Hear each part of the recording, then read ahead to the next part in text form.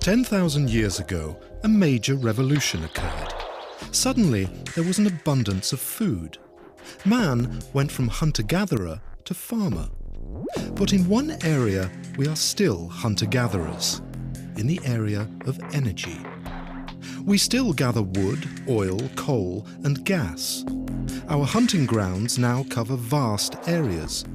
The whole world has been combed in our quest for energy. Even our feeding grounds are no longer safe.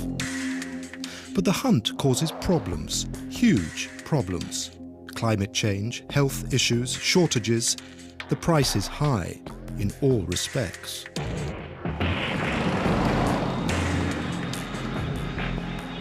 We are happy when the oil price drops, although we know that it's bound to increase in the end to ever higher levels. Fossil fuels have become a source of speculation, and speculators want to earn money. That's the bottom line. Fossil fuels mean power, and supplies may be forthcoming or cut off at will, which could lead to war. Fortunately, the search for gas and oil seems to be losing ground to a new revolution: the large-scale harvesting of sunshine.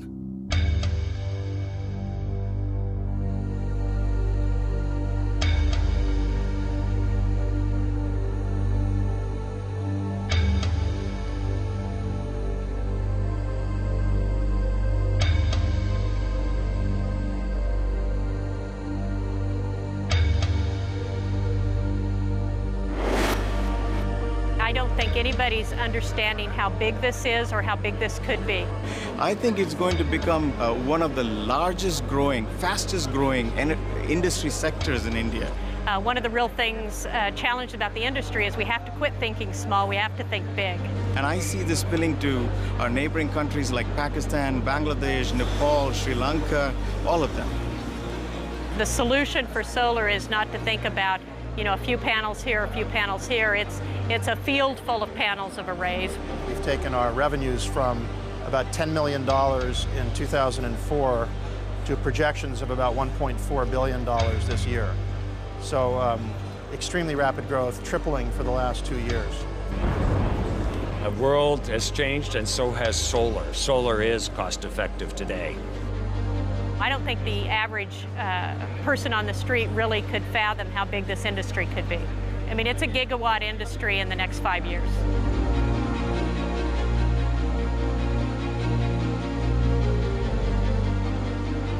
My advice to all governments, to all companies, including the conventional power companies, don't make new large investments for conventional energies.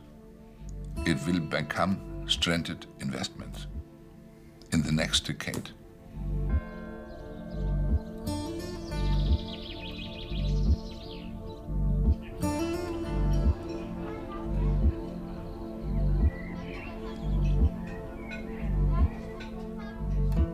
One country has started harvesting sunshine with a vengeance. The air is now cleaner, renewable energy is cheaper, and fossil fuel dependence has decreased. People driving through southern Germany will see farmhouses with solar panels everywhere they look. Even hills are completely covered in solar panels. Quietly and cleanly, these solar power plants generate electricity.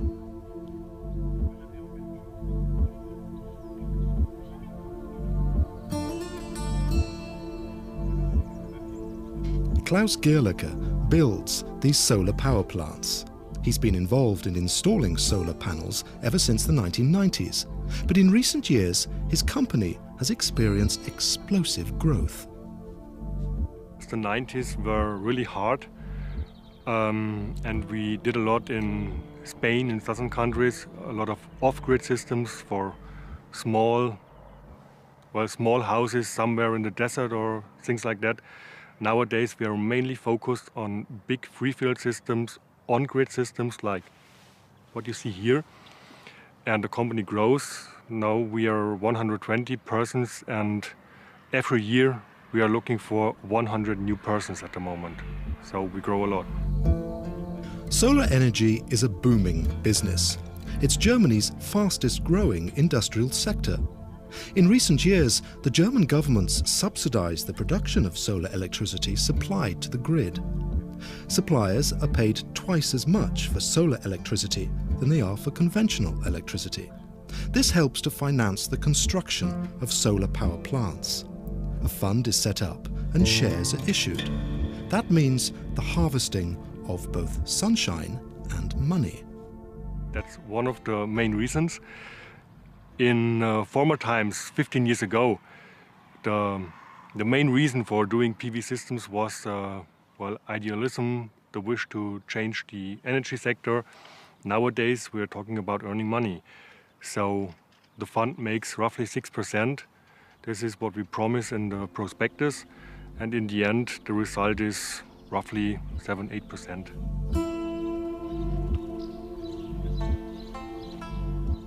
For 1,000 euros, you make a profit of 6%, and you buy a machine that makes you for the next 20 years the current you need. So you make your green current for the next 20 years just by investing in the right machine.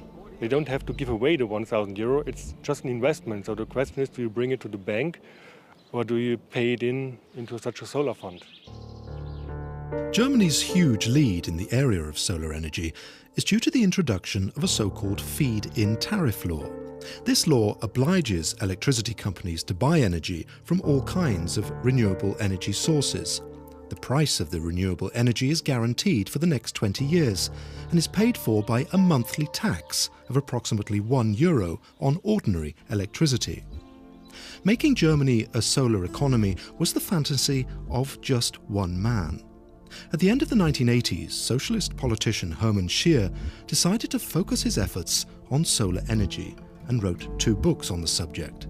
He steered the tariff law and the subsidy measures through the German parliament, but had to fight all sorts of energy scenarios along the way.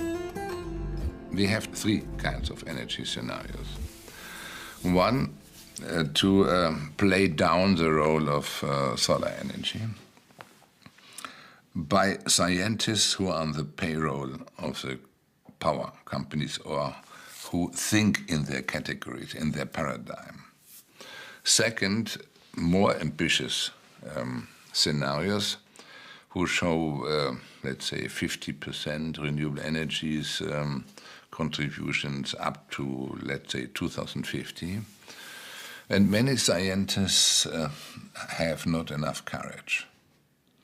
They don't want to leave too far the mainstream of the debate, because immediately when they go beyond these limits, they will become denounced as being not serious. And that means they don't have the courage to do that. And there are others, this is the third category, and such scenarios exist since 30 years, who show 100% renewable energy solution, 100% for all energy needs. And these are the only adequate scenarios, because it is very easy to show that all energy needs can be met by renewable energies, all energy needs. It's very simple to show it. To speak about limited potential is ridiculous. It has nothing to do with science, only with mythology. A frequently heard myth about the use of solar energy is that it takes up space, a lot of space. But that's actually not true. An area the size of France would be big enough. Calculations show that with the help of current technology, an area covering 300,000 square kilometers in the Sahara is enough to meet man's total annual energy consumption. From a global perspective, this is quite a modest-sized area.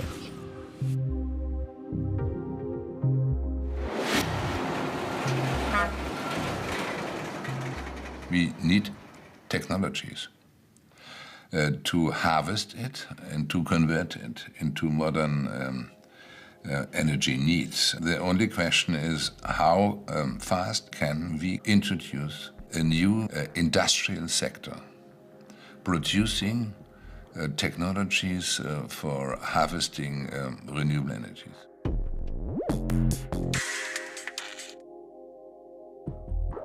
Solar energy provides new jobs and new ideas. Christoph Köhler has found a new profession. He's now a solar roof investor. He took out a €10 million loan and now drives around the country all day long in search of roof space to rent on which he can install solar cells. We are always searching about roofs like this, and it's interesting for us the type of the roof and the pitch, the alignment, and of course the owner of the roof.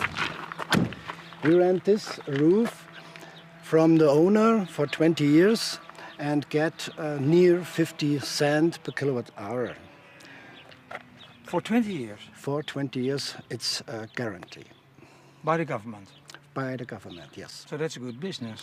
This is a really good business because it's the return of invest is near after 15 years.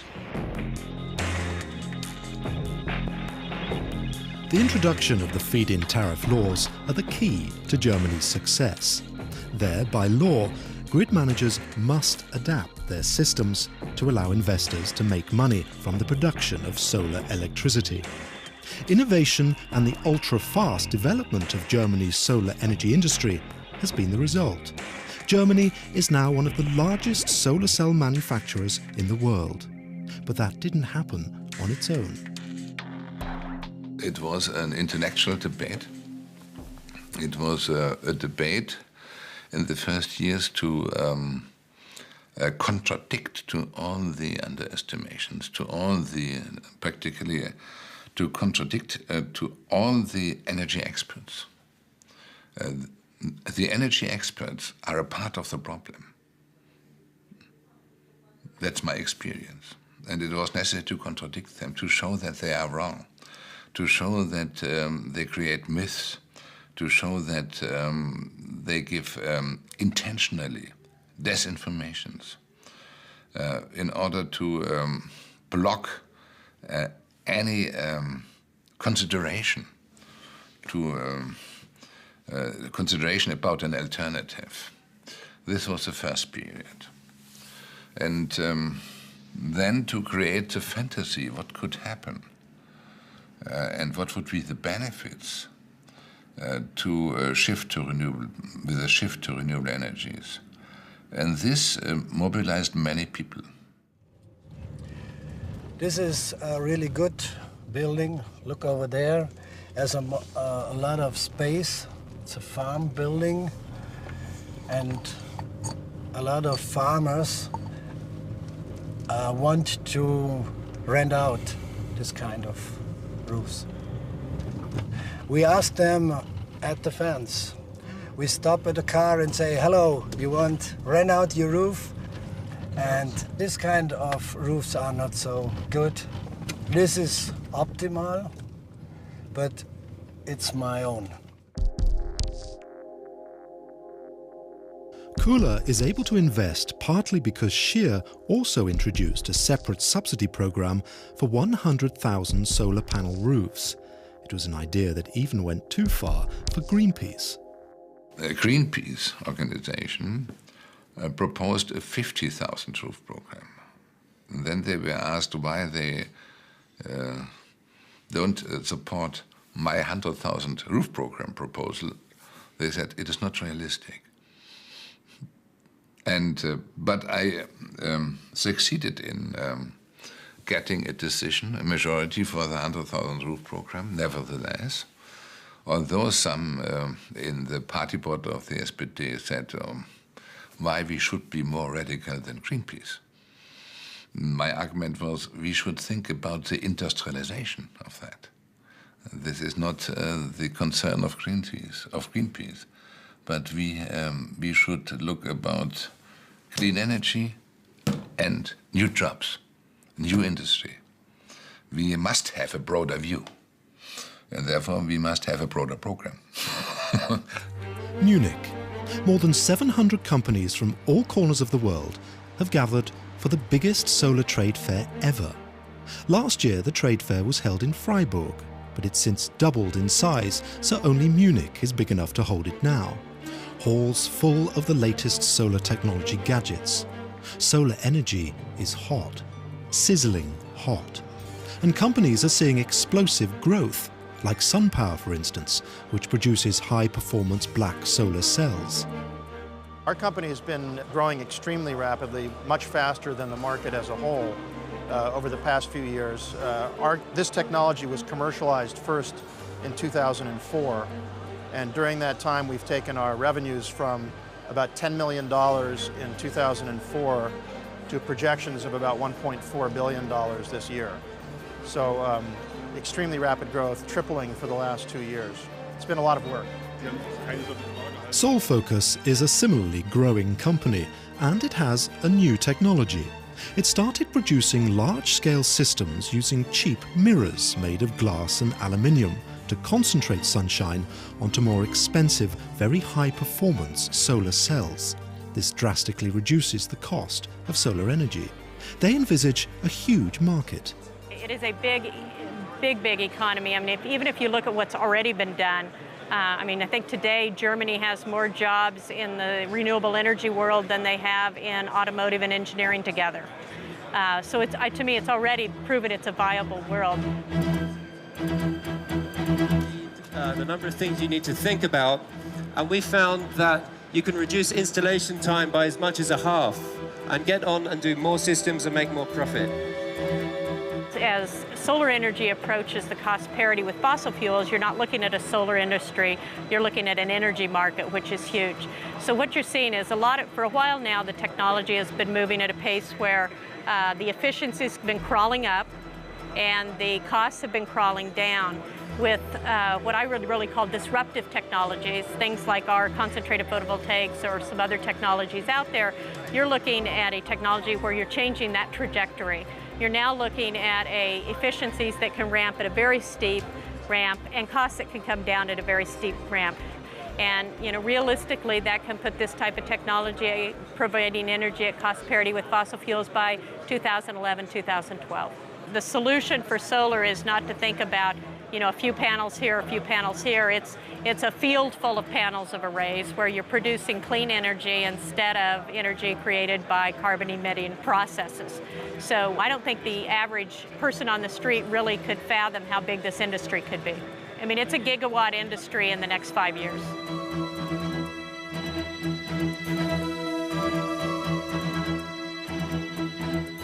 The costs for renewable energies can only go down, because all costs for renewable energies are, with the exemption of biomass, only costs for technologies.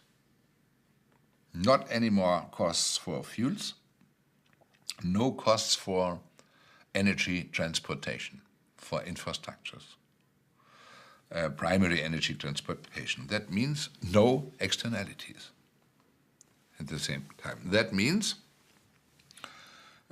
they can only go down because technology costs go down by mass production and running technological improvements. And the playroom for technological improvements is much larger with new technologies than with old technologies.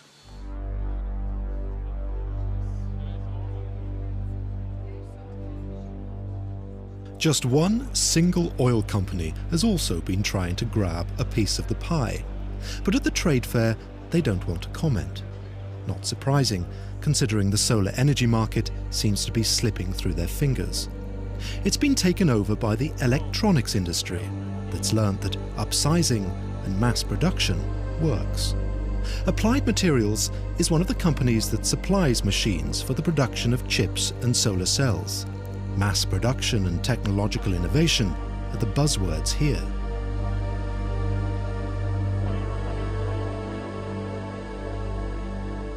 I think what we're seeing is a quantum leap of consciousness happening here about energy, where energy comes from, and that there are solutions that have been studied in the lab now for more than 25 or 30 years that are ready for commercial, large-scale use.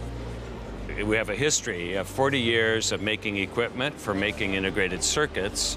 And about 3 years ago, we began to provide the equipment to use in building up factories for large-scale solar manufacturing. As factories get larger and the scale of production gets larger, the speed of cost reduction accelerates. And what's happening today all around the world is the cost of a solar panel is coming down very rapidly, and the price of electricity is going up. So our ability, what we're seeing with the equipment is the opportunity to serve many of the new growing areas in the world that need electricity that's cost effective.